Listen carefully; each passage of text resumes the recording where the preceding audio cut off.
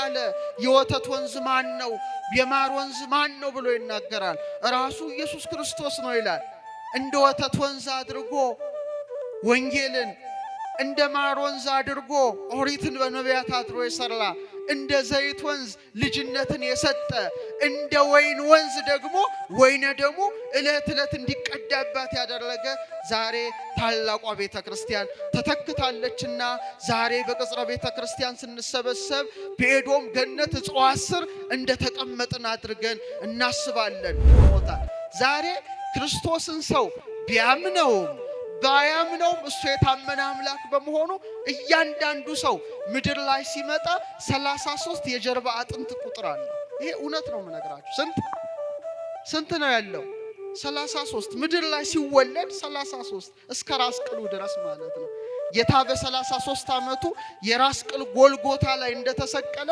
ዛሬም እድሜውን በጀርባ አጥንታችን ላይ የራስ ቅልን ደግሞ ጎልጎታው አድርጎ እለት እለት መስቀሉ ተተክሎበታል ይሄ ራስ ቅላችን እናንተ የማታስተውሉ የገላትያ ሰዎች ኢየሱስ ክርስቶስ እንደተሰቀለ ሆኖ በፊታችሁ ተስሎ ነበር ለእውነት እንዳትታዘዙ አዚም ያደረገባችሁ ማን ነው ይላል ቅዱስ ጳውሎስ ይሄንን ዓለማየት አዚም ነው በእውነት ጨለማ ነው ኢየሱስ ክርስቶስን በሰውነታችን ዓለማየት ጨለማ ነው በፊልጵስዩስ በ3 ደንጊያ በማን ስም ሰራ መቅደስ እናቱ ራሱ መቅደሱ ናት አይደለችም ጽርሐ ቅዱሳቱ ለወልድ ይላታል የወልድ የመመስገኛው አዳራሽ ሰማይ ዙፋኔ ነው ምድር የእግሬ መረገጫ ናት ለኔ ምን አይነት ቤት ትሰራላችሁ አለ ይላል በኢሳይያስ አድሮ እግዚአብሔር ሰማይ ዙፋኔ ነው አለ ሰማይ ምን ነው ምድር የእግሬ ለኔ ምን አይነት ቤት ትሰራላችሁ አለ እግዚአብሔር በቃ ቤት አጣ አንዲት ቤት ግን አግኝቷል እሷ ማን ነበረች ድንግል እናቱ ነበረች ሰማይ ዙፋኔ ነው እንዳለ ማይጸኗን እንደ ዙፋን አድርጎ 9 ወር ከ5 ቀን ተቀምጧል ምድር የእግሬ መረገጫ ናት እንዳለ 9 ወር ከ5 ቀን እግሩ ተረግጧታል አልተረገጣትም ዳግሚት ምድር ናት ማለት ነው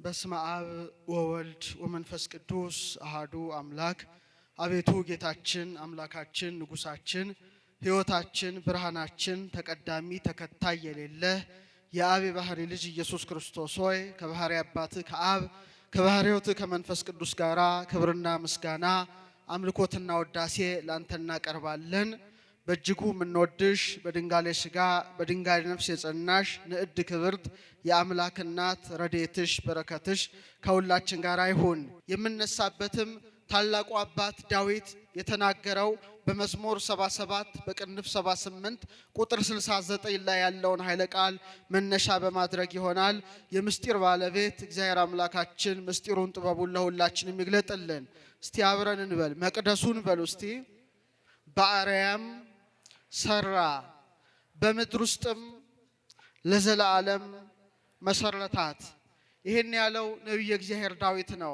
ሐነጸ መቅደሶ በአርያም እግዚአብሔር አምላክ አለ አስቀድሞ መመስገኛው መቅደሱን በሰማይ ላይ ሰራ ካለ በኋላ ወሳረራ ውስጥ ምድር ዘላለም በምድር ውስጥም ለዘላለም መሰረታት ይላል ስለዚህ መቅደስን አስቀድሞ የሰራው ቤት ነው በአርያም ነው የዛችን ኮፒ ደግሞ ምድር ላይ ያኑሯልና አስቀድሞ የላይኛው መቅደስ ሁለተኛ በምድር ላይ ያለውን መቅደስ ሶስተኛ ደግሞ እኔና እናንተም የእግዚአብሔር መቅደሶች ነንና ሶስቱን ምስጢር በማስተባበር በተለይ በፊልጵስዩስ ላይ ከተከናወነው ጋራ እያነጻጸርን እንማራለን እግዚአብሔር አምላካችን ምስጢሩን ጥበቡን ለሁላችንም ይግለጥልን እስቲ መቅደሱን በሉ እስቲ በአርያም ሰራ እቺ መጀመሪያይቱ መቅደስ ጽርሐ አርያም ትባላለች እግዚአብሔር አምላክ በዕለተ እሑድ ሰባቱን ሰማያትን ፈጥሯል ሰባቱን ሰማያት ሲፈጥራቸው ከእሳት ዋዩን ሙቀቱን ትቶ በብርሃኑ ነው የፈጠራቸው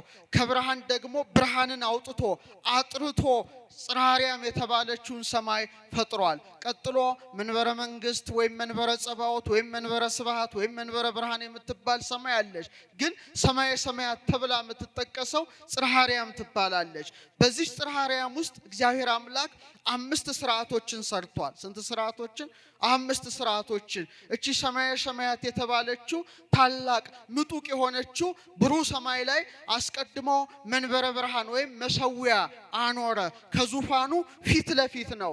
ሁለተኛ ታቦት ዘዶር የተባለች የብርሃን ታቦትን በውስጡ አኖረ። ሶስተኛ መንጦላዕተ ብርሃን 7 የእሳት መጋረጃ ዙሪያዋን እንድትከበብ አደረገ። አራተኛ ኪሩቤልና ሱራፌልን አምጥቶ ጸወርተ መንበር ናቸውና ዙፋኑን እንዲሸከሙ አደረገ።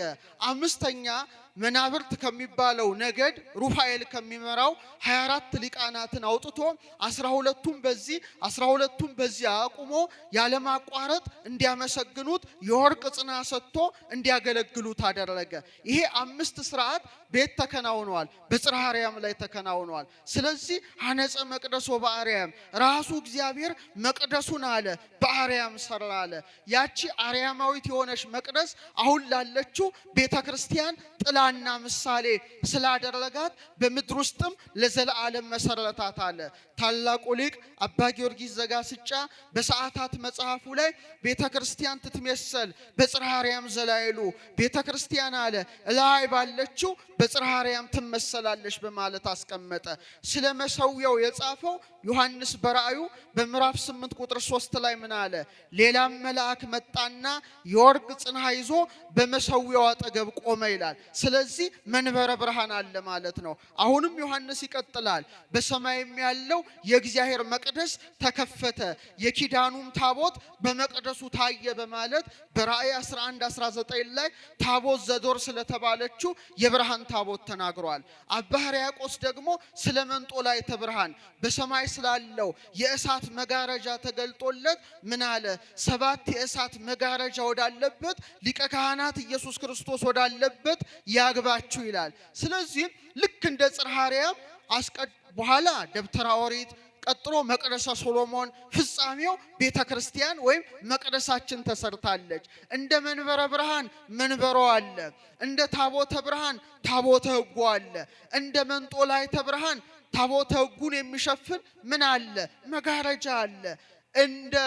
እንደ አራቱ ጸወርተ መንበር በአራቱ ማዕዘን በምስራቅ፣ በምዕራብ፣ በሰሜን፣ በደቡብ ወንጌልን የሚያስተምሩ ሊቃነ ጳጳሳት አሉ። ልክ እንደ 24ቱ ካህናተ ሰማይ ደግሞ ጳጳሳት፣ ኤጲስቆጶሳት፣ ቀሳውስት የሚያገለግሉባት በመሆኗ ሐነጸ መቅደስ ወበአርያም እግዚአብሔር አስቀድሞ መቅደሱን የት ላይ ሰራ? ሰማይ ላይ ሰራ ወይም አነጸ ካለ በኋላ በምድር ውስጥም ለዘላለም መሰረታት በማለት ያስቀምጣል። እንግዲህ ጌታችን በፊልጵስዩስ ላይ በእናቱ በድንግል ማርያም ስም ቤተክርስቲያንን ሲሰራ ሲያንጽ 3 ክፍሎች አድርጎ ሰርቷታል። ስንት ክፍሎች? 3 ክፍሎች። በእውነት በሰማያት እነ ቅዱስ ገብርኤል የሚኖሩባቸው ስንት ሰማያት አሉ? 3 ሰማያት አሉ። ኢዮር፣ ራማ፣ ኤረር ይባላሉ። እነዚህ ዓለመ መላእክት የተባሉ ናቸው።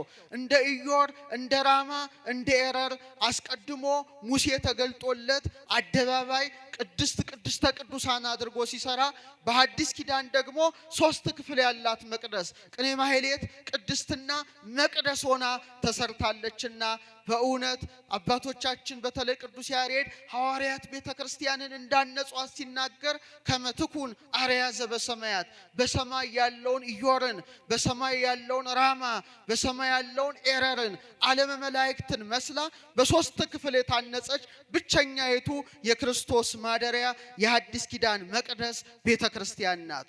አሁን በጣም የሚገርመው እግዚአብሔር ያን ስርዓት ነው ለቤተክርስቲያን የሰጠው። በሰማይ በተለይ ኢዮር በተባለው ሰማይ ላይ 3 ነገዶች አሉ።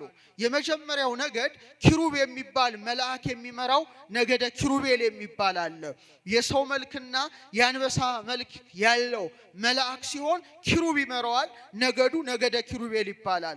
ሁለተኛው ክፍል ሱራፌ የተባለው መልአክ የሚመራው ነገደ ሱራፌል ሲሆን የሥላሴን ስዕል ስትመለከቱ በስተግራ አቅጣጫ የምታዩት የላም ፊትና የንስር ፊት ያለው መልአክ ነው። ሶስተኛው ክፍል ነገደ ኃይላት ሲባል የሚመራው የመላእክት አለቃ ሚካኤል ነው። ስለዚህ ኢዮር ላይ 3 ነገዶችን ሲያኖር 3 ስርዓቶችን ሰርቷል ማለት ነው። ቀጥሎ ራማ በተባለችው የብርሃን ሰማይ ላይ ቅዱስ ገብርኤል የሚመራው ነገደ አርባብ አለ። ቀጥሎ ቅዱስ ሩፋኤል የሚመራው ነገደ መናብርት አለ። በመቀጠል ቅዱስ ሱሪያል የሚመራው ምን አለ? ነገደ አርባብ መናብርት አለ፣ ነገደ አርባብ መናብር ስልጣናት አለ። እንደገና ኤረር ላይም ተመሳሳይ ስርዓቶች ተከናውነዋል። ቅዱስ ሰዳኬል የሚመራው ነገደ ሊቃናት አለ። ቅዱስ ሰላትያል የሚመራው ነገደ መኳንንት አለ። ቅዱስ አናንያል የሚመራው ነገደ መላእክት አለ። ስለዚህ በአጠቃላይ ስንት ሰማያት አሉ? 3 ሰማያት አሉ። ስንት ክፍል አላቸው? 9 ክፍል አላቸው ማለት ነው። ያ ስርዓት በቤተ ክርስቲያን ጸንቶ እንዲኖር በ3 ደንጊያ የእናቱን መቅደስ ባነጸ ጊዜ ነገደ ኪሩቤልን የሊቃነ ጳጳሳት፣ ነገደ ሱራፌልን የጳጳሳት፣ ነገደ ኃይላትን የኤጲስቆጶሳት አምሳል አድርጓቸዋል። ራማ በተባለችው ሰማይ ላይ ነገደ አርባብን የቆሞሳት፣ ነገደ መናብርትን የቀሳውስት፣ ነገደ ስልጣናትን ደግሞ የዲያቆናት አምሳል አድርጎታል። ኤረር ላይ ያሉትን ነገደ ሊቃናትን የንፍቀ ዲያቆናት ምሳሌ አድርጓል። ነገደ መኳንንት ደግሞ አናጉንስጢሳውያን የአንባቢያን አምሳል አድርጓል። ነገደ መላእክትን የመዘምራን አምሳል አድርጎታል። ስለዚህ ሐነጸ መቅደሶ በአርያም አስቀድሞ በአርያም ያንን ሰማያዊ ስርዓትን ከሰራ በኋላ ወሳረራ ውስተ ምድር ዘለዓለም በምድር ላይ ለዘላለም መሰረታት ብሏልና ዛሬ መቅደስ ቅድስት ቅኔ ማህሌቱን ስናይ በሰማይ ያሉ ቅዱሳን መላእክት የሚኖሩባቸውን ኢዮርን፣ ራማን፣ ኤረርን እነዚህን የክህነት 9ኙን ማዕረግ ስንመለከት እንደገና ደግሞ በሰማይ ያሉትን 9ኙን ነገደ መላእክት በማሰብ በማወቅ በመመርመር በመረዳት በመሆኑ በእውነት ታላቁ አባት ቅዱስ ያሬድ ሲያስቀምጥ ለዛቲ ቤት ሳረራ አብቀዲሙ ይችን ቤተ ክርስቲያን እግዚአብሔር መሰረታት። ለዛቲ ቤት ሐነጻ ወልድ ማናነጻት? እግዚአብሔር ወልድ አነጻት። ወፈጸማ መንፈስ ቅዱስ ማንፈጸማት? መንፈስ ቅዱስ ፈጸማት ብሎ አስተምሯል። ስለዚህ ነቢየ እግዚአብሔር ዳዊት አስቀድሞ ስለ አርያማዊት መቅደስ ቀጥሎ ደግሞ ስለ ቤተ ክርስቲያን መንፈስ ቅዱስ ገልጾለት ተናግሯል። ይህ ብቻ አይደለም። ቤተ ክርስቲያን ዛሬ የኢየሩሳሌም ሰማያዊትን ምሳሌ አድርጓታል። ኢየሩሳሌም ሰማያዊት የምትባለው አራተኛይቱ ሰማይ ሐዋርያው ቅዱስ ጳውሎስ አምልቶና አስፍቶ በገላትያ 4:26 ዕብራውያን 12:12 ላይ የተናገረላት ናት። እቺ ስራዋ በእውነት እንደ ቤተ መቅደስ 4 ማዕዘን ናት። እግዚአብሔር አምላክ 12 የብርሃን ምሰሶ ተክሎባታል። የብርሃን ክዳን ከፍክፎባታል። እጅግ ያማረች ናት። ታቦት ዘዶር የተባለች የብርሃን ታቦት በውስጧ ተቀምጣለች። እቹም የማን ምሳሌ ናት? የአማናዊት ታቦት የእግዝእትነ ማርያም ምሳሌ ናት። ረድኤቷ በረከቷ ይደርብን።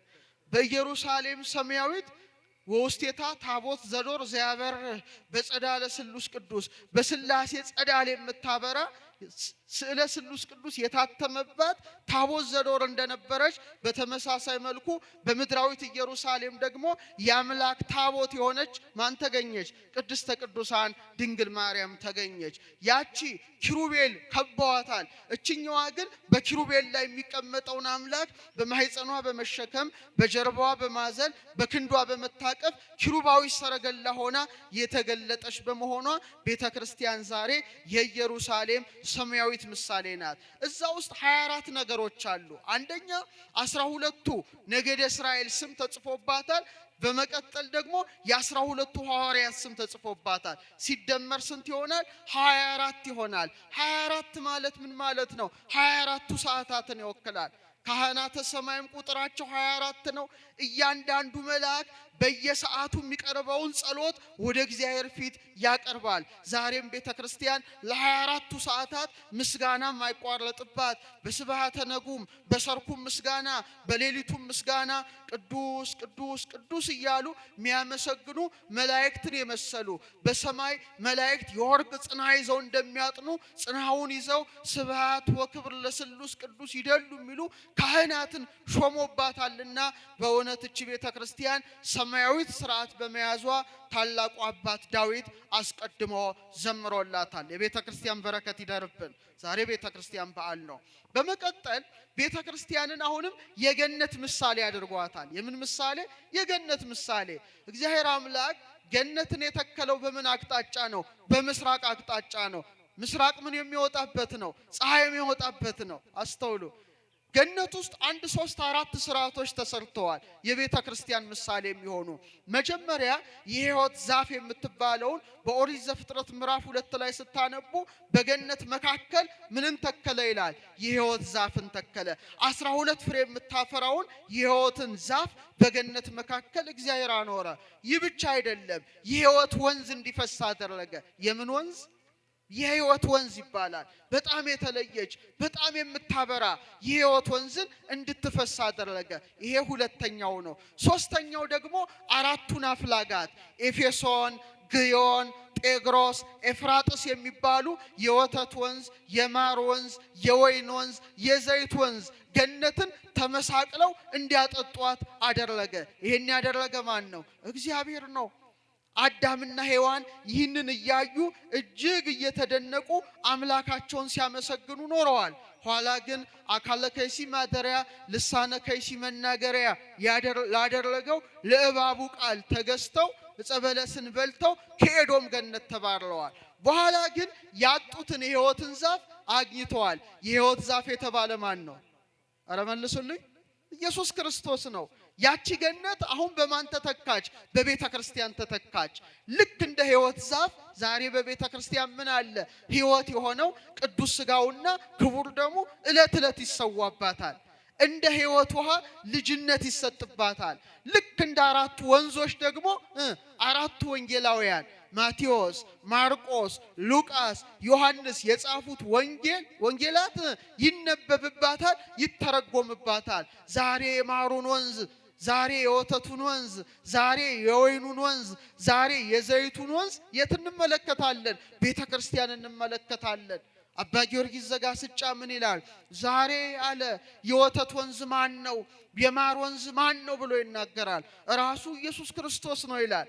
እንደ ወተት ወንዝ አድርጎ ወንጌልን፣ እንደ ማር ወንዝ አድርጎ ኦሪትን በነቢያት አድሮ የሰራ፣ እንደ ዘይት ወንዝ ልጅነትን የሰጠ፣ እንደ ወይን ወንዝ ደግሞ ወይነ ደግሞ ዕለት ዕለት እንዲቀዳባት ያደረገ ዛሬ ታላቋ ቤተ ክርስቲያን ተተክታለችና ዛሬ በቅጽረ ቤተ ክርስቲያን ስንሰበሰብ በኤዶም ገነት እጽዋት ስር እንደተቀመጥን አድርገን እናስባለን። ወደ ውስጥ ገብተን የክርስቶስ ሥጋውን ስንበላ ደሙን ስንጠጣ ከኤዶም ገነት የወይኑን ወንዝ እንደምንጠጣ ከዕፀ ሕይወት ፍሬ ቆርጠን እንደምንመገብ እናስባለንና ዛሬ ታላቋ ቤተ ክርስቲያን በእውነት በፊልጵስዩስ ስትመሰረት ገነት በምድር ላይ ተተከለች ማለት ነው። ወሳረራ ውስተ ምድር ዘለዓለም፣ በምድር ላይ ለዘላለም መሰረታት ብሎ ዳዊት እንዳስቀመጠ።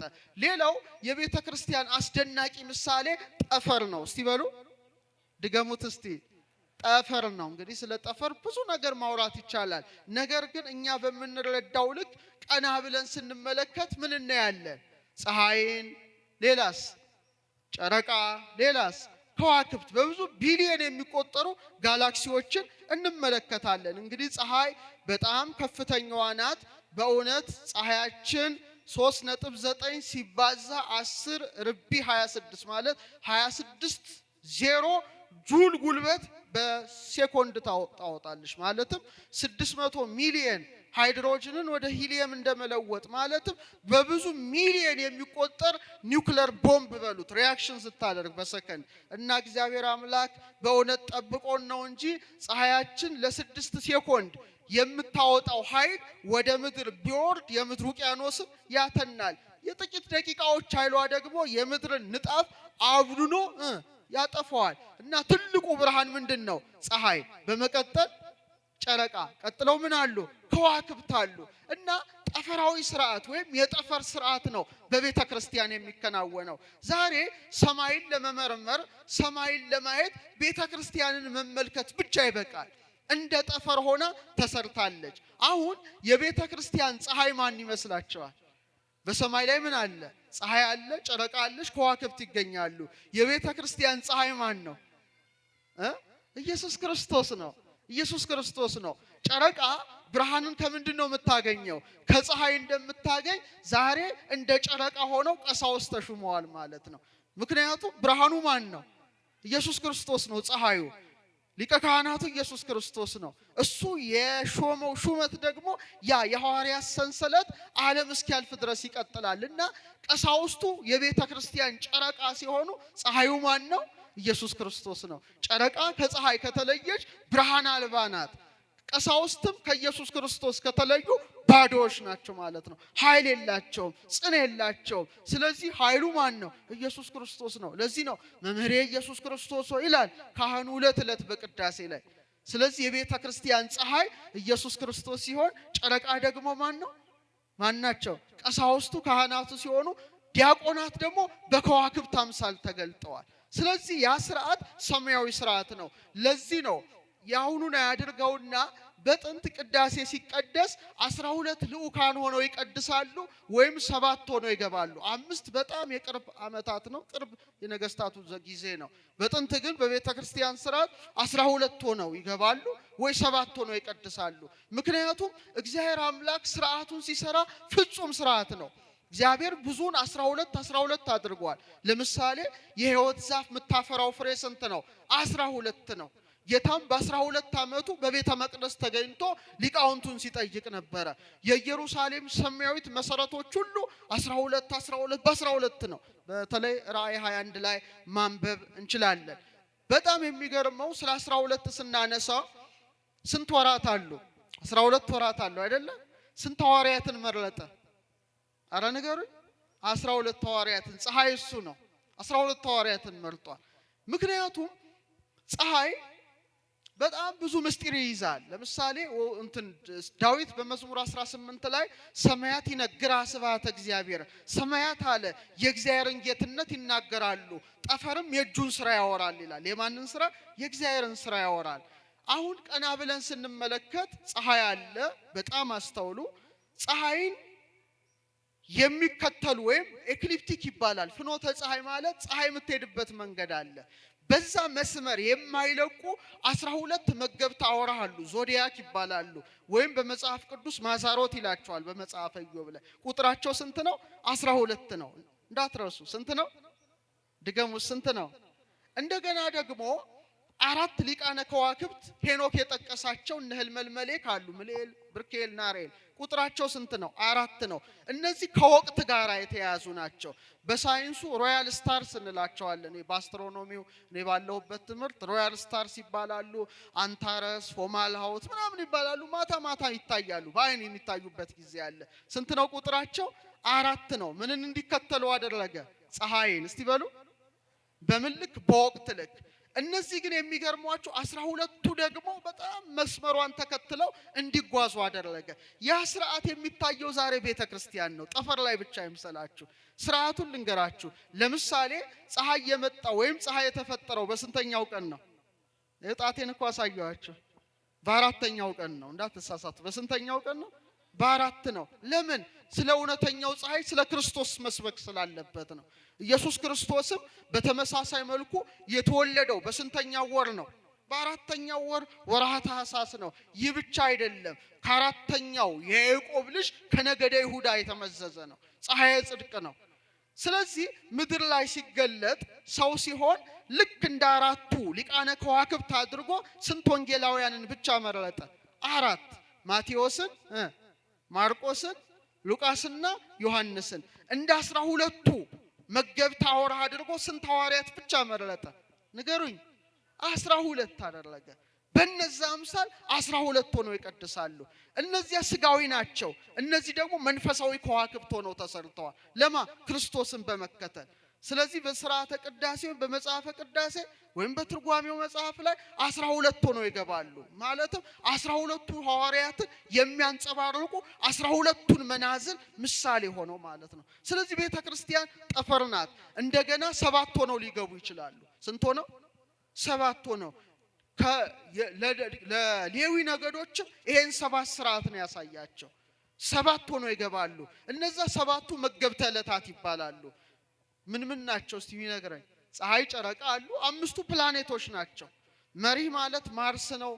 አጣርድ ሜርኩሪ ነው። መሽተሪ፣ ጁፒተር፣ ቪነስ፣ ዙሁራ፣ እነዚህ ዙሃል፣ ሳተርን በሰማይ የምናያቸው ናቸው። ለትለት አሁን እንደውም በዚህ ወቅት ወደ ማታ አካባቢ ፊታችሁን ዞር አድርጋችሁ ወደ ምዕራብ ስታዩ በጣም ደምቃ ምትታያለች አይደለ?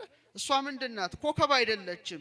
የአጥቢያ ኮከብ ወይም ዙሁራ የምትባለው ቪነስ ናት። እኔ ኢየሱስ የዳዊት ስርና ዘር የሚያበራም የንጋት ኮከብ ነኝ ይላል። ቀን ላይ ስትወጣ ጠዋት አካባቢ ኮከበ ጽባ፣ ማታ ላይ ኮከበ ምዕራብ። እነዚህ ብቻ 7 ናቸው። የት ያሉት? ሰማይ ላይ ያሉት። ኢየሱስ ክርስቶስ ለዮሐንስ ሲገለጥለት 7ቱ ከዋክብት በቀኝ እጆቹ ነበሩ ይላል። 7ቱ ከዋክብት በምን እጆቹ ነበሩ? በቀኝ እጆቹ። ልክ በዛ አምሳል ዛሬም ቀሳውስት ቅዳሴ ይገባሉ። ስንት ሆነው? 7 ሆነው።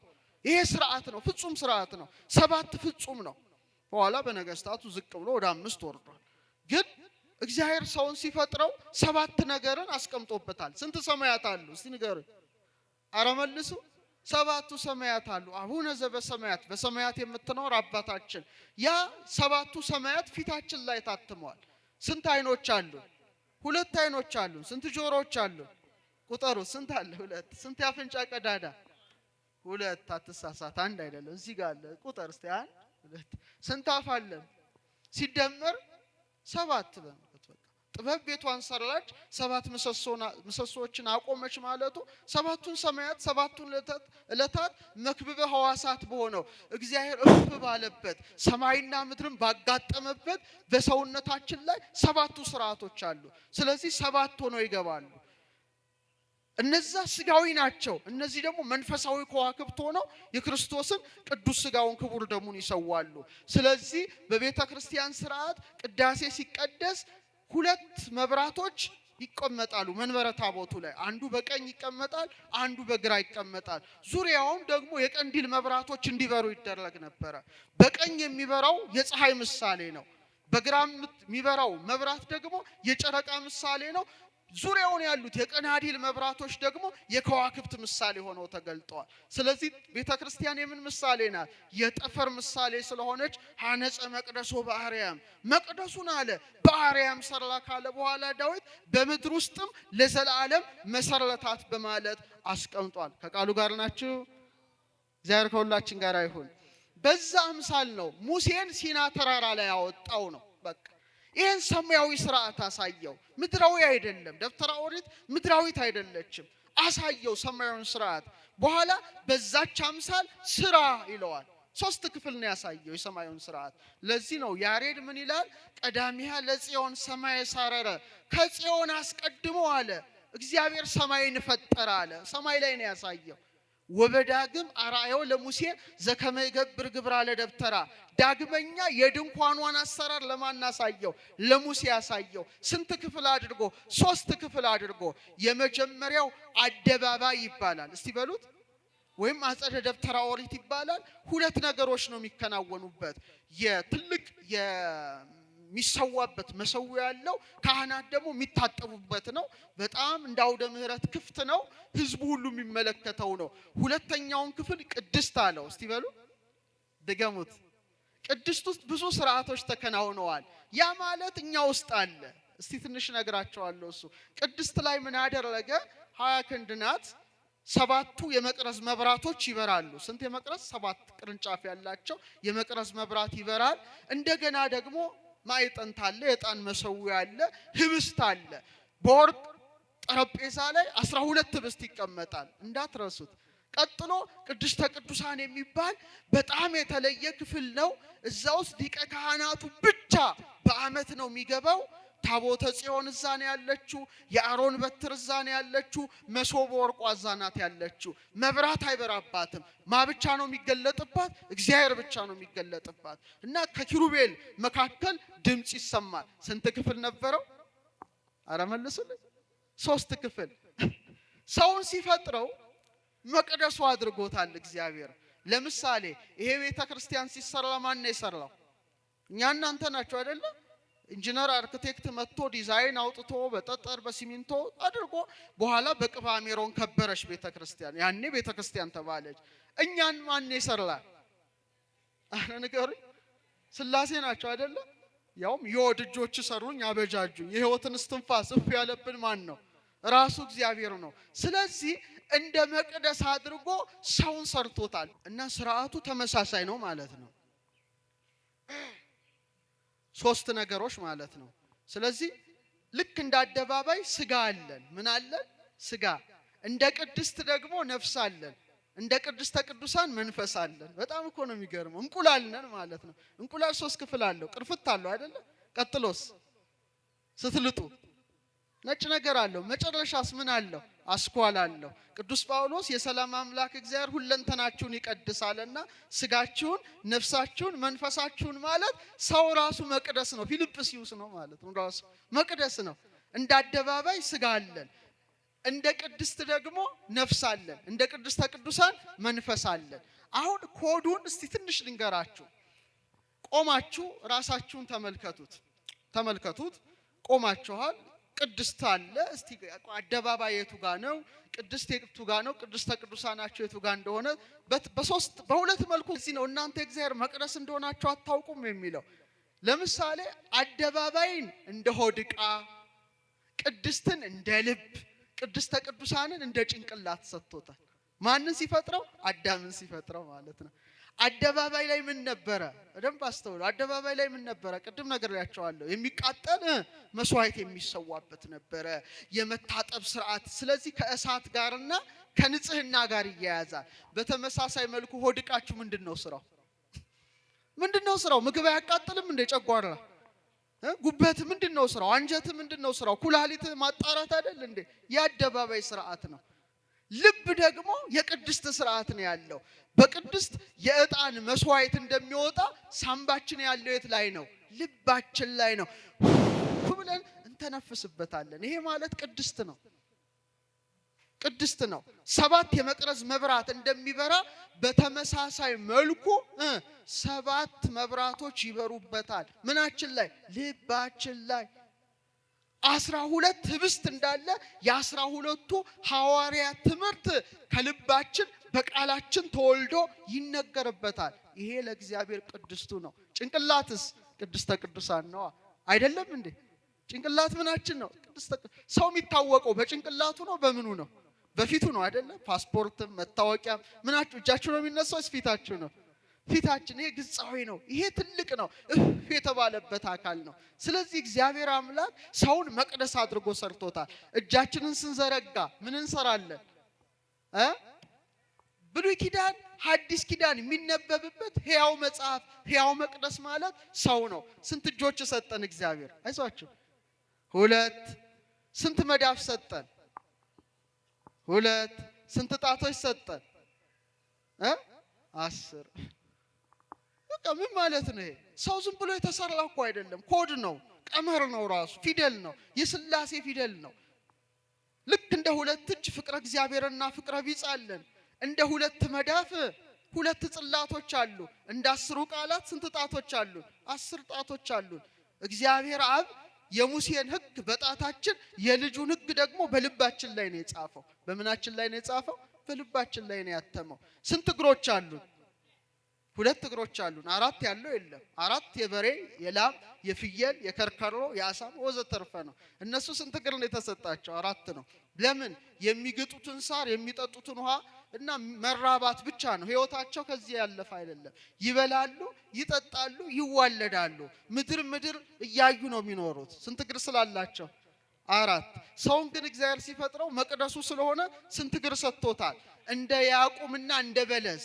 ሰሎሞን መቅደሱን ሲሰራ 2 ምሰሶ ብቻ ነው ያቆመው። ያዕቁምና በለስ 2 እግር ብቻ። የእግዚአብሔር መቅደስ ስለሆነ 4 አይደለም 2 ብቻ ነው የተሰጠ። ሰማይ ቀና ብለን እናያለን። ለምን? ሰማያዊት ርስት ስላለችን። ፀሐይን እያየን እውነተኛውን ፀሐይ ኢየሱስን እንድናስበው፣ ጨረቃን እያየን ካህናትን እንድናስብ፣ ከዋክብትን አይተን ዲያቆናት መንፈሳዊ ምስጢርን እንድናስብ ስንት እግር ሰጥቶናል? በጣም ጥሩ። መቅደሱ ነን ማለት ነው። ያዕቁም ነን፣ በለዝ ነን ማለት ነው። እግራችን ሁሉ ያዕቁምን በለዝን ሲወክል ቀጥ ብለን እንሄዳለን። ግን ደስ የሚላችሁ ዛፍ ምን አለው? ስር አለው። ዛፍ ምን አለው? ግንድ አለው። ዛፍ ምን አለው? ቅርንጫፍ አለው። እንደ ስር 2 እግር አለን። እንደ ግንድ ደግሞ ምን አለን? አከርካሪ አለን። ቀጥ ያለው ይሄ አከርካሪ። ቀጥሎ ምን አለን? መቅደስ ነን። ዛሬ አይዟችሁ የራስ ቅል አለን። ምን አለን? የራስ ቅል አለን። ደግሞ እግዚአብሔር ሰውን ምድር ላይ ሲያመጣው መቅደሱ አድርጎታል። እና ለእናቱ በሶስት ደንጊያ መቅደስን የሰራ አስቀድሞ በአርአያው አዳምን የፈጠረው አምላክ ነው። ሌላ ነገር አላከናወነ። እድሜውን ደግሞ ጀርባ አጥንታችን ላይ ሾሞታል። ዛሬ ክርስቶስን ሰው ቢያምነውም ባያምነውም እሱ የታመነ አምላክ በመሆኑ እያንዳንዱ ሰው ምድር ላይ ሲመጣ 33 የጀርባ አጥንት ቁጥር አለው። ይሄ እውነት ነው የምነግራችሁ። ስንት ነው ያለው? 33 ምድር ላይ ሲወለድ 33 እስከ ራስ ቅሉ ድረስ ማለት ነው።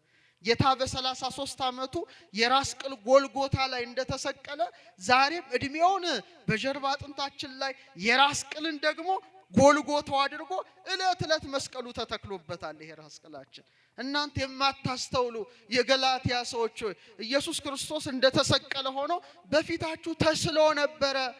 ለእውነት እንዳትታዘዙ አዚም ያደረገባችሁ ማን ነው ይላል ቅዱስ ጳውሎስ። ይሄንን አለማየት አዚም ነው፣ በእውነት ጨለማ ነው። ኢየሱስ ክርስቶስን በሰውነታችን አለማየት ጨለማ ነው። አርአያው ነው፣ አምሳሉ ነው። እየሰማችሁ ነው። ለምሳሌ የጌታ የስቅለቱን ስዕል ስትመለከቱ አንድ ጭንቅላት አይታችኋል፣ አላያችሁ? አንድ ጭንቅላት አለ። የማን ጭንቅላት ይመስላችኋል? የአባታችን የአዳም ጭንቅላት ነው። አዳም ስንተኛ ፍጥረት ነው? 22ኛ ፍጥረት ነው። 22ኛ ፍጥረት በሆነው በአዳም ራስ ላይ ነው መስቀሉ የተተከለው። ዛሬም ሰዎች ሁሉ የእግዚአብሔር መቅደስ በመሆናቸው እያንዳንዱ ሰው ጭንቅላቱ ጎልጎታ ስለሆነ እያንዳንዱ ሰው ልክ እንደ 22ቱ አሌፋት የእግዚአብሔር ስሞች እንደ አዳም አባታችን በኩረ ኩሉ ፍጥረት እኔም አንተም አንቺም ሁላችንም ስከል ቦንስ የራስ ቅላችን አጥንት ቁጥሩ ስንት ነው? 22 ነው። 23 እንኳን አልሆነም። ስንት ነው? 22። ይሄን ያደረገ ማን ነው? እጆች ሰሩኝ አበጃጁኝ የተባለው እግዚአብሔር ብቻ ነው። በጣም እኮ ይደንቃል። ሰውን እኮ በጥፊ መምታት እንኳን አይቻልም። ታውቃላችሁ? አርያ እግዚአብሔር ነው። ይሄን እንዴት ትመታዋለህ? የእግዚአብሔር አርያ እኮ ነው። ይኸውላችሁ ፊታችሁ ላይ ብቻ እንደው ተውት፣ እንደውም ዝቅ ብለን እንመልከተውና ፊታችሁ ላይ ላሳያችሁ። እግዚአብሔር ሰማይና ምድርን ሰው ላይ ገለበጠ። ሐነጸ መቅደሶ በአርያም ወሳረራ ውስተ ምድር ዘላለም ራሱ ይሄ ነው። ለምሳሌ ስንት ሰማያት አሉ? ላይ 7። ቀጥሎስ ምን አለ? ከሰባቱ ሰማያት ዝቅ ስትሉ ባቢል አለ፣ አትሞስፌር ማለት ነው፣ ነፋስ አለ። ቀጥሎ ምን አለ? ውሃና መሬት አለ አይደል? በቃ ሰማዩ እንዲህ ነው ስታሰምሩት። ያ ማለት አንተ ውስጥ አለ፣ እኔ ውስጥ አለ። ለምሳሌ ልክ እንደ ሰባቱ ሰማያት የእሳት ሰማያት ናቸው። ጭንቅላታችን እሳት ነው አይደለም? ነው አይደለም እንዴ? የሁሉ ሚሊየንስ ኒውሮንስ ያለው እኮ ነው። ይሄ ሁሉ እንዴ እሳት እኮ ነው። እሳት ምንድነው? ብርሃን ነው። እሳት ምንድነው? ሙቀት ነው። ዕውቀትም ከምን ይቀዳል? እንደ ብርሃን ከጭንቅላት ይቀዳል። እስመ ለጠቢብ አዕይንቲሁ ዲበ ርእሱ ይላል ሰሎሞን። የጠቢብ አይኖቹ ራሱ ላይ ናቸው ይላል። ልክ እንደ ሰባቱ ሰማያት 2 አይን፣ 2 ጆሮ፣ 2 የአፍንጫ ቀዳዳ፣ አፍ ማን ሰጠን? እግዚአብሔር ሰጠን።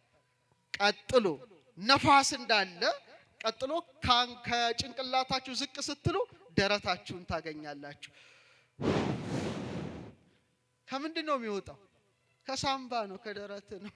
ቀጥሎ ውሃና መሬት እንዳለ ሆድቃ በሙሉ በምን የተመላ ነው? ኩላሊት በውሃ የተመላ ነው። ቀጥሎ መሬት እንዳለ ከወገብ በታች እግር ምን ይነካል? መሬትን ይነካል። በቃ እግዚአብሔር እኮ ሰማዩን ነው የገለበጠብን። ይሄን አታውቁም እንዴ? መቅደሱ እንደሆናችሁ እሱን ትታችሁ ከአንገት በታች ትታችሁ ፊታችሁን ብቻ በመስታወት ተመልከቱ። 2 አይናችን እንደ እሳት ነው። እሳት ከብርሃን ጋር የተያዘ እንደሆነ አይናችንም ከብርሃን ጋር ይያያዛል። ከእሳት ቀጥሎ ምን አለ? ነፋስ እንዳለ ቀጥሎ ምን አለ? አፍንጫ ሰጥቶና ያለበት አፍንጫ አያችሁ። ቀጥሎ ውሃና መሬት እንዳኖረ ጠጣርና ፈሳሽ የሚወስድ ምን አለን? አፍ አለን። ይሄ እግዚአብሔር አርያ ነው። እንዴት በጥፊ ልትመታው ትችላለህ? አትችልም፣ አይፈቀድልህም። የእግዚአብሔርን ቤት ያፈረሰ እግዚአብሔር ራሱ ያፈርሰዋል፣ ያውም እናንተ ናችሁ ይላል። ስለዚህ ይሄን ሁሉ ነገር በዛሬው ትምህርት እንረዳለን እና በእውነት የክብር ባለቤት ጌታችን በእናቱ በቅድስት ድንግል ማርያም ስም እመቤታችንን በዓል በመሆኑ ከኛ ከኢትዮጵያውያን ጋር እስቲ ትንሽ ላነጻጽረው። በእውነት ጌታችን በፊልጵስዩስ በ3 ደንጊያ በማን ስም ሰራ መቅደስ? እናቱ ራሱ መቅደሱ ናት አይደለችም? ናት አይደለችም? ጽርሐ ቅዱሳቱ ለወልድ ይላታል። የወልድ የመመስገኛው አዳራሽ ሰማይ ዙፋኔ ነው፣ ምድር የእግሬ መረገጫ ናት። ለኔ ምን አይነት ቤት ትሰራላችሁ አለ ይላል በኢሳይያስ አድሮ። እግዚአብሔር ሰማይ ዙፋኔ ነው አለ። ሰማይ ምኔ ነው? ምድር የእግሬ ለኔ ምን አይነት ቤት ትሰራላችሁ አለ። እግዚአብሔር በቃ ቤት አጣ። አንዲት ቤት ግን አግኝቷል። እሷ ማን ነበረች? ድንግል እናቱ ነበረች። ሰማይ ዙፋኔ ነው እንዳለ ማኅፀኗን እንደ ዙፋን አድርጎ 9 ወር ከ5 ቀን ተቀመጠ። አልተቀመጠም? ተቀምጧል። ምድር የእግሬ መረገጫ ናት እንዳለ 9 ወር ከ5 ቀን እግሩ ተረግጧታል። አልተረገጣትም? ዳግሚት ምድር ናት ማለት ነው። ሰማይ ወምድር ዘእያገምሮ እፎ እንጋ ማኅፀነ ድንግል ጾሮ። ሰማይና ምድር የማይችለውን አምላክ ምንኛ የድንግል ማርያም ማኅፀን ቻለው ይላል። መቅደሱ ናት ማለት ነው። መቅደሱ ናት። ከርሰ ድንግል አብዮ ተለዓለም አየራት። የድንግል ማርያም ማኅፀን አለ አባ ጊዮርጊስ ከአየራት በለጠ። ወተሰብሐ እምሱራፌል ወኪሩቤል። በኪሩቤል በሱራፌል ዘንድ ተመሰገነ። ከርሰ ድንግል ኮነ ታቦቶ ማኅደረ ለእግዚአብሔር አዶናይ። የድንግል ማርያም ማኅፀን መቅደስ ስለሆነ ለማን ማደሪያ ሆነ? አዶናይ ለተባለ ለእግዚአብሔር ማደሪያው እንደሆነ በእውነት በእውነት ማደሪያው በሆነችው በድንግል ማርያም ስም ልጇ ክርስቶስ ዛሬ ቅዳሴ ቤቱን አከናወነ። አመስግኑት በእውነት ሐዋርያትን ሰብስቦ እና የጌታን አብነት አድርገው ኢትዮጵያውያኑ ኦርቶዶክሳውያኑ መቅደስን ሲሰሩ በድንግል ማርያም ስም ነው የጀመሩት። ጌታ በእናቱ ስም በፊልጵስዩስ እንደሰራ የመጀመሪያው የሐዲስ ኪዳኗ ቤተክርስቲያን ኢትዮጵያ ላይ ስትታነጽ በ330 ዓመተ ምህረት አብርሃና አጽብሃ የተባሉ ኢትዮጵያውያን ቅዱሳን ክቡራን ነገስታት በማን ስም ነው የሰሩት? አክሱም ጽዮን ላይ በድንግል ማርያም ስም ነው። ደስ ይበላችሁ። ጌታ ነው መስሎ ማለት ድንግል 12 ክፍል ያላት ያው 12 ክፍል ናት። 12 ክፍል ያላት መቅደስ ነው የሰሩት እና ሲሰሩ በወርቅ ነው የሰሩት። እንደ ዛሬው በጠጠር በሲሚንቶ አይደለም፣ በእንቁ ነው የሰሩት። ድንግል ማርያም ምንድናት? እንቁ ናት አይደለችም? ወርቅ ናት አይደለችም? ማርያም እሰ ተሐቱም ትካት ውስተ ከርሱ ለአዳም ከመባህሪ ጻዳ። ማርያም ግን ከጥንት ጀምሮ በአዳም ባህሪ ውስጥ እንደ ነጭ ዕንቁ ታበራለች እንዳለ ድንግል ማርያም ዕንቁ ስለሆነች በዕንቁ፣ ድንግል ማርያም ወርቅ ስለሆነች በወርቅ ሰርተዋት ነበረ የመጀመሪያውን መቅደስ። ቀጥሎ ደግሞ ቅዱስ ያሬድ በነበረበት ሰዓትም ታላቁ አባት አቡነ አረጋዊ ደብረ ዳሞ ላይ በማን ስም ነው የሰሩት? በወላዲተ አምላክ በድንግል ማርያም ስም። ንጉሥ ገብረ መስቀል ተመልከቱ ወጣ ከቅዱስ ያሬድ ጋር። ያሬድ ደግሞ የዞረ ዞርኳት የህንፃዋን ማማር አየሁ እያለ ዘመረና ኢትዮጵያውያኑ ጌታ ያደረገውን በፊልጵስዩስ አይተው በድንግል ማርያም ስም ብዙ መቅደስ መስራት ልማዳቸው ነው። ለምሳሌ ላሊበላ እነዛን ሁሉ ውቅር አብያተ ክርስቲያናት ሲሰራ በጣም የምታምር አድርጎ የሰራው የማንን ነው? ቤተ ማርያም ናት አይደለ? 12 ምሰሶ አድርጎ የሰራል የድንግል ማርያም መቅደስ እና ነገስታቱ ሁሉ ለድንግል ማርያም በጣም ጽኑ ፍቅር ነበራቸው። እና አፄ ዳዊት እና አፄ ዘርዓ ያዕቆብ የቅድስት ድንግል ማርያምን ተአምር እንኳን ቅድም የሰማነውን ሲያጽፉ ከቀለሙ ጋር እንባቸው ይደባለቅ ነበረ። ምናቸው? እንባቸውን ጠብ ያደርጉ ነበር ይላል ታሪካቸው እኮ ነው። እመቤታችን በወርቅ ቀለም ስማቸው እንድታጽፍላቸው በመማፀን እንባቸው ከቀለሙ ጋር እንዲዋሃድ ያደርጉ ነበረ። ግብጽ እንኳን ድንግል ማርያም የምትገለጥበት ደብረ ምጥማቅ እንኳን ቢፈርስ እኮ ነው መቅደሷ ቢፈርስ በንጉስ በአርሳባይ አቡነ ዮሐንስ 11ኛ ለአፄ ዘርዓ ያዕቆብ መልእክት ላኩ። ድንግል ማርያም የምትገለጥበት መቅደሳችን ፈረሰ፣ እባክህ መታሰቢያዋ እንዳይቀር ብለው ሲሉ ተጉለት ሰሜን ሸዋ ላይ ደብረ ምጥማቅ አሁን ጻድቃኔ ማርያም የምትባለውን የሰሩ አፄ ዘርዓ ያዕቆብ ነበረ። የሰማችኝ ነው። ምን ያህል የፊልጵስዩስ ታሪክ ሀገራችንም አለ። እነ እቴጌ ምንትዋብ ሴቶቹንስ ብንጠቅስ ቁስቋምን ሲያሰሩ የስደቷ መታሰቢያ ጎንደር ላይ 1000 ሰራተኛ አምጥተው ስንት ሺህ? 1000 በምህንድስና የታወቁ በጥረብ የታወቁ ሲሰሩ እመቤታችን ደርቡሻን ያቃጠለውን ማለት ነው። እመቤታችን በእጅጉ ንጽሕት ስለሆነች እመቤታችን ነውር ነቀፋ ስለሌለባት በሷ ስም የሚሰራው ቤተ መቅደስም እንከን የለሽ እንዲሆን ብለው 500 ሲገነባ 500 ደግሞ ቁጭ ብሎ ስተት ይፈልግ ነበር። ምን ይፈልግ ነበር? ስተት እንከን እንዳይገኝበት። ተውት እንደው የቅርቡን እንኳን እናምጣ እስቲ። ንጉሠ ነገሥት አፄ ምኒልክ እንጦጦ ማርያምን ከእቴጌ ጣይቱ ጋር ሆነው ሲያሰሩ ጸሐፌ ትእዛዝ ገብረ ሥላሴ የዳግማዊ ምኒልክ ታሪክን በጻፉት መጽሐፋቸው ላይ ብታነቡ 5316 ሰንጋዎች ነው የጣሉት ለቅዳሴ ቤቷ። ስንት አይዟችሁ ስንት 5 ነው ያልኩት 500 ነው 5000 ጻፌ ትእዛዝ ገብረስላሴ ናቸው የታሪክ ማኝ እዛው ነው 5300 ሰንጋዎች። እግዚኦ እግዚኦ ምን አይነት ዘመን አልፏል ባካችሁ። ጠጁ ራሱ ይላል በስዊሚንግ ፑል በመዋኛ ገንዳ ተዘጋጅቶ አሳላፊ ቆሞለት ጠጁ ራሱ በገንዳ ነበር ይላል። እንደዚህ እመቤታችን ምን ያለ ምትወዳቸው ነበሩ ማለት። ስንት ሺህ አልኳችሁ? ዛሬ 1 ኪሎ ስጋም ብርቅ ሆኖብናል። ተመልከቱ 5000 ሰንጋ። እንደውም ብዙ በልቶ ጠግቦ ዝም ብሎ ተኝቶ ጅብ የበላው ራሱ ብዙ ሰው ነበር በዛ ሰዓት። እና በጣም ይገርማል። እና ኢትዮጵያውያኑ ክርስቶስ እንዳሳያቸው በድንግል ማርያም ስም መቅደስ በማነጽ የታወቁ ናቸው። ጥንት ያንጹ ነበረ፣ አሁንም ያንጻሉ፣ ወደፊትም ያንጻሉ። ድንግል ማርያምም አስራት ሀገሯን ትባርካለች። ወስብሐት ለእግዚአብሔር።